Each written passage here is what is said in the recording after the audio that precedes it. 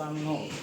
મજૂરી ઉપર જે લાવ્યા હોય ને ઉતારવાનું કામ એનું હોય અને અમને એક્સ્ટ્રા કંઈ આપે અમને ખાલી ટેમ્પો ભાડે છે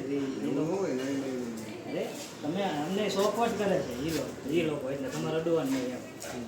એટલે એટલું ભાડું જ લ્યો એમ ના ના એ નહીં તો ડિલિવરીના તો પૈસા કેટલી જ વસ્તુ છે